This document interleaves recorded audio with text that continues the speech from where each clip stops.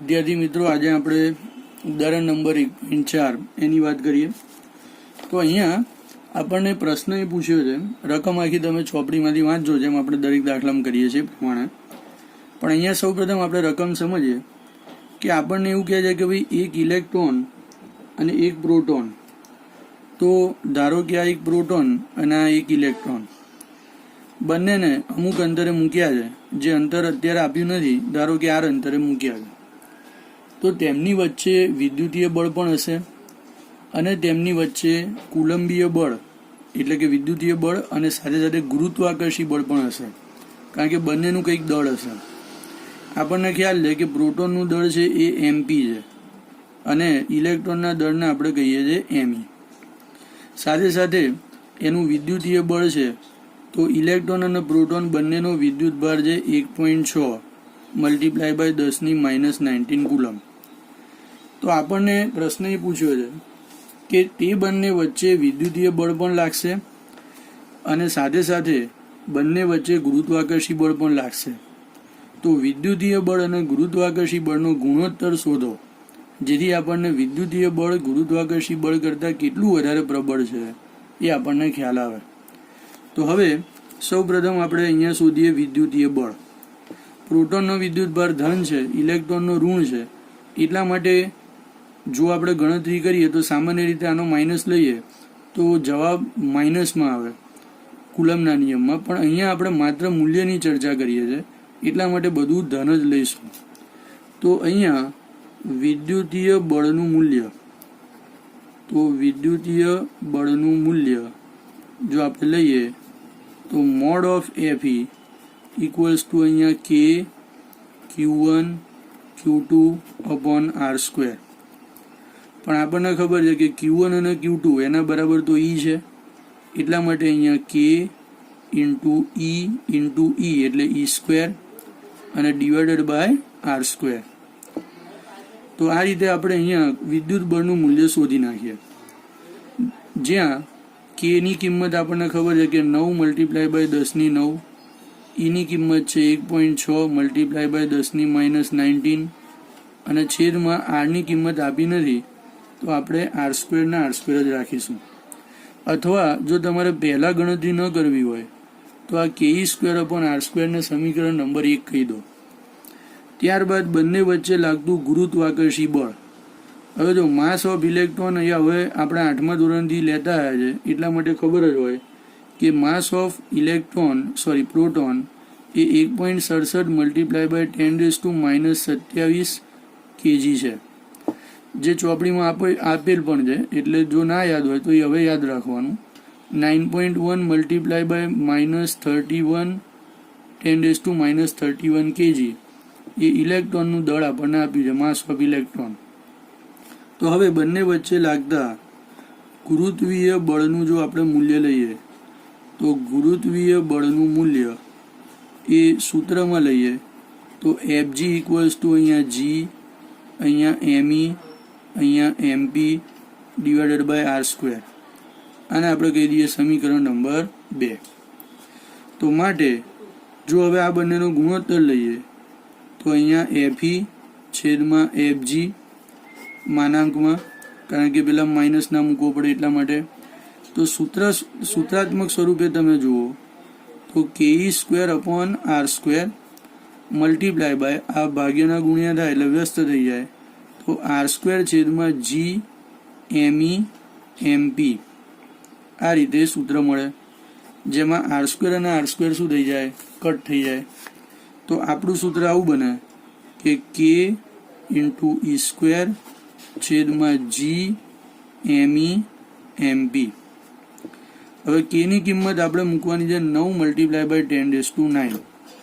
E ની કિંમત, G ની કિંમત, Me ની કિંમત, Mp ની કિંમત, આ બધી કિંમતો આપણે અહીંયા મૂકીશું. તો અહીંયા આપણી પાસે એ 2.4 મલ્ટીપ્લાય બાય 10⁻39 આવશે.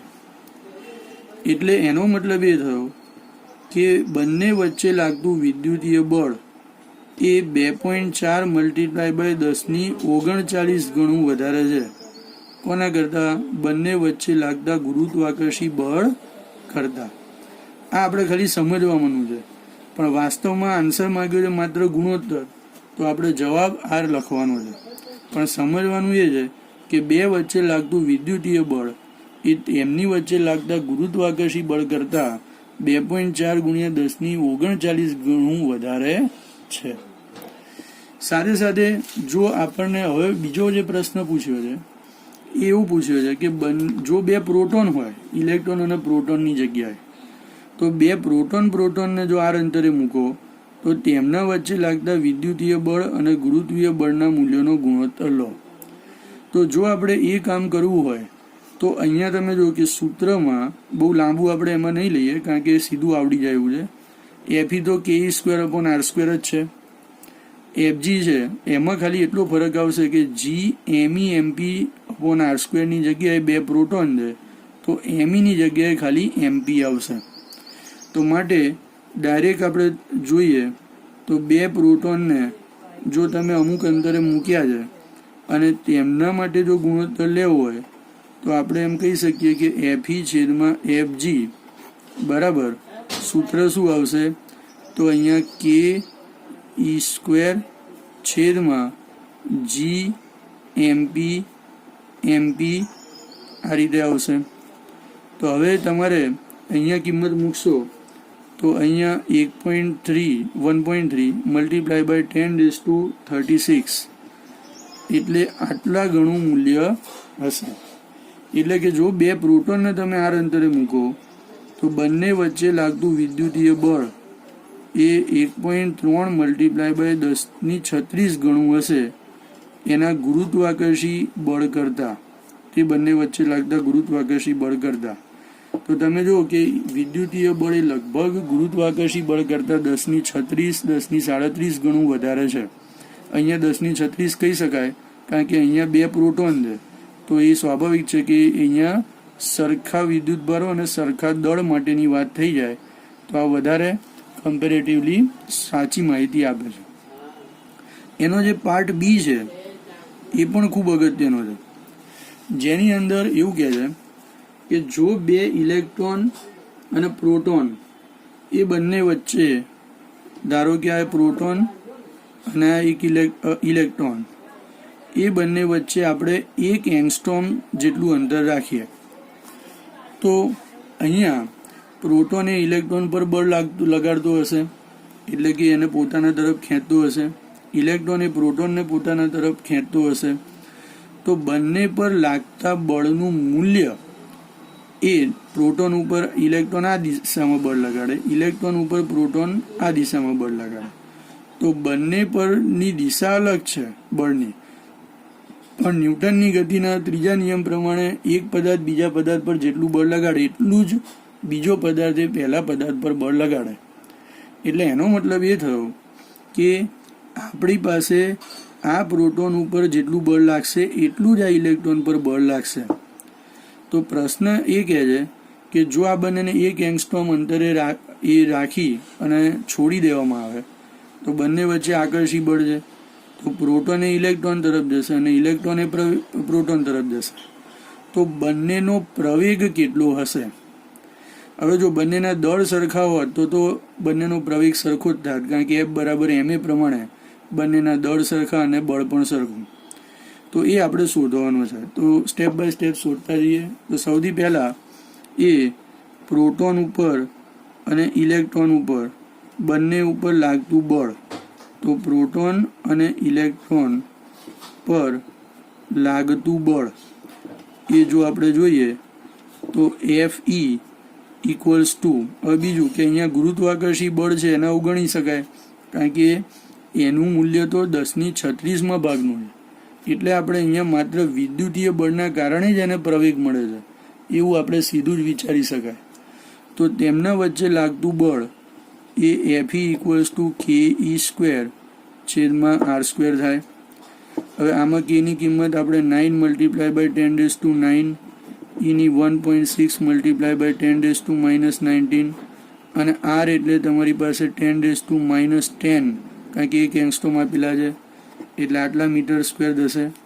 તો અહીંયા વિદ્યુતીય બળની કિંમત તમે જો શોધો તો 2.4 મલ્ટીપ્લાય બાય 10⁻⁸ ન્યૂટન જેટલું બળ એ ઇલેક્ટ્રોન ઉપર પ્રોટોન દ્વારા અને પ્રોટોન ઉપર ઇલેક્ટ્રોન દ્વારા લાગતું હશે.